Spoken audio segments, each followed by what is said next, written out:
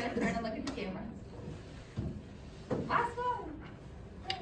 Okay, so as I was writing this, which was last week, so I like to be prepared, this was actually published, so I brought it with me as my visual aid, in KPLU, which is, or KMUW, which is a subsidiary of NPR. It's out of Wichita State. And this is written about schools in Wichita State and then encompasses schools in Kansas State. So I'll read it to you as my opener here.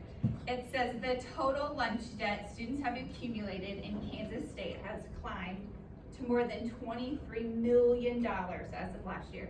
Many school districts have policies that single out kids when they can't afford to pay, which I'll go into. And a new report shows that this is actually hurting families, even if those policies aren't strictly enforced. And I'll go into that too. It actually is hurting not just the families that are financially insecure, but it's actually hurting the families that are having to pay more. So, as school lunch debt climbs in Kansas, advocates push to make sure kids do not go hungry at school. So I just thought that was kind of interesting that as I'm writing this, this just comes out about Kansas.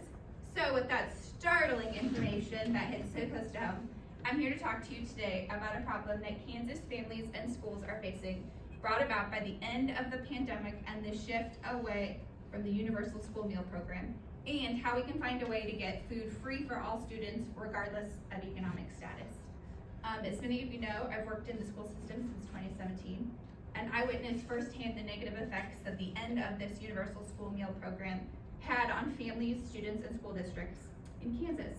I'm also a parent of 2 children who benefited so greatly from the program and would love to enlighten you about how we can promote change. According to my audience analysis, which none of you did, but I would assume that most of you have been impacted, which we talked about earlier, or know a family that's benefited from a free school meal, a free breakfast, the after-school meal programs, or the weekend meal packets that get sent home.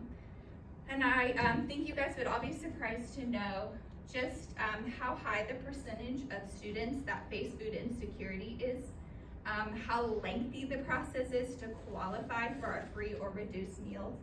And like this article just stated, I think we're all surprised to learn just the mountain of debt that schools and families are facing due to the end of this program. So I'll share with you these problems that are facing Kansas families, schools, and students since the end of this program, and how Kansas can follow in the footsteps of other states, districts, and states across the nation to solve this school meal crisis. As many of you remember, the end of the pandemic and the discontinuation of the universal lunch program has caused school meal debt to accumulate at an alarming rate for Kansas families and schools. The burden of unpaid meal debt has become a barrier for Kansas families and schools in ensuring that children are fed regardless of their family's financial economic status. In March of 2020, the pandemic allowed schools to offer free meals for all children without application and without qualifiers based on economic status.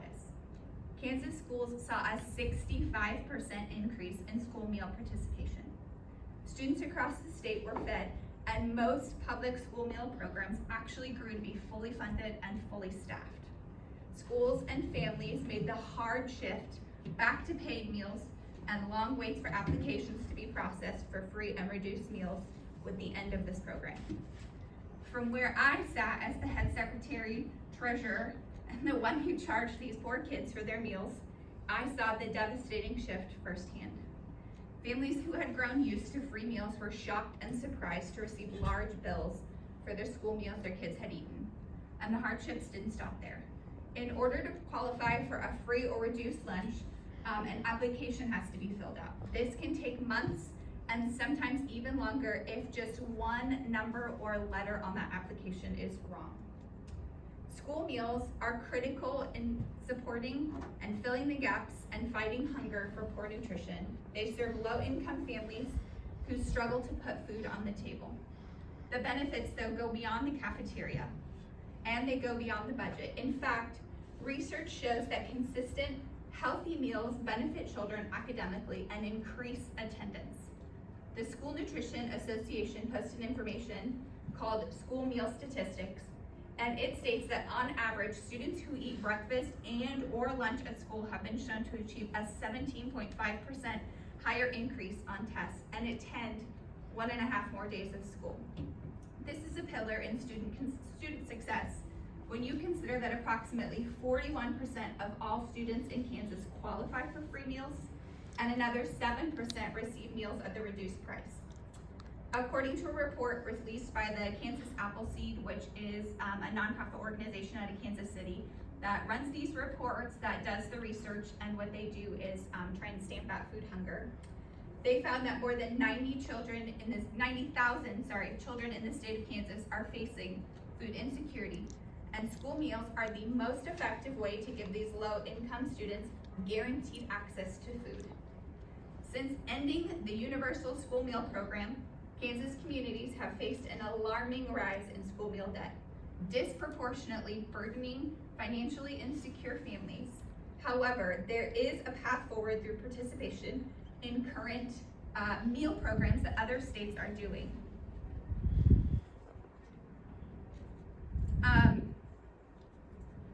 So one article featured in the August Kansas Legal Services website found that the path forward, despite the end of the universal free lunch program, it stated that 1 in 7 kids currently face insecurity, but allowing them access to meals without the burden of application process decreases the potential lag time, the potential for the accumulation of debt, and it navigates away from the costs and slowdowns that administrators face while processing these applications.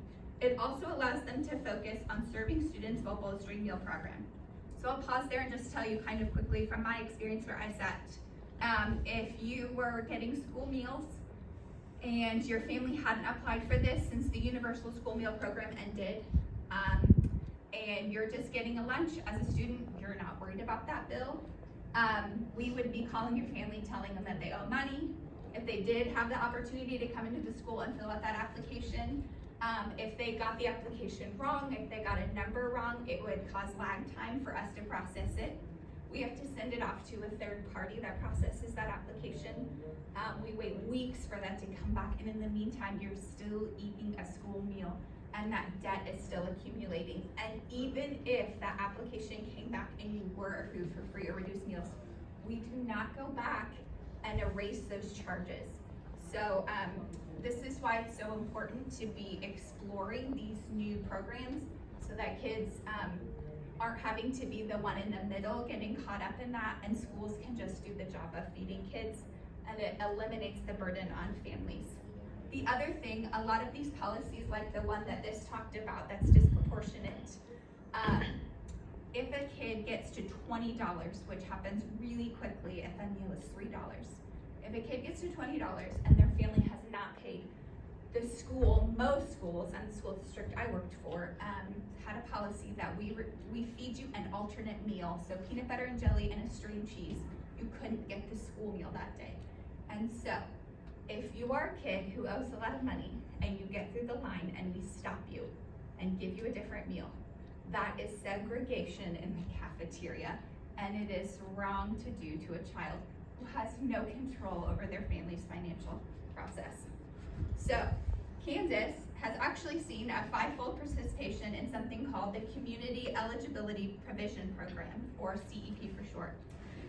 Following the popularity of the Universal Meal Program, the CEP gives strong evidence of the benefits of free school meals by allowing schools with high rates of poverty to provide free breakfast and free lunch to students without requiring or applying or proving their eligibility.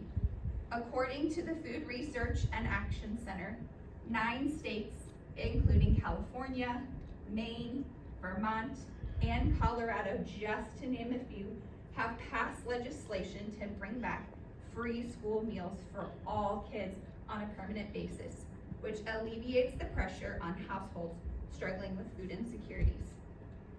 So when the epidemic ended and the universal free lunch program was discontinued, Kansas families and schools saw an alarming increase in school meal debt. In Kansas, families and schools are finding it more and more difficult to guarantee that children are fed, irrespective of their family's financial or economic situation, due to the weight of outstanding meal debt. Millions of children would gain from free lunches, and a number of complex concerns would be resolved. So the bottom line remains, children need to eat, and no child should be forced to go without food due to the circumstances outside of their control. Free meals would eliminate several issues and benefit these children.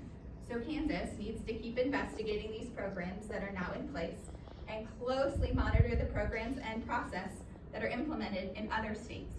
This issue affects children in our community, the kids next door to you. It hits close to home, and it will not go away on its own. So thank you for having a heart to love, to serve, and to understand the problems that are crippling our Kansas families and our schools. And thank you for supporting change in our food meal programs.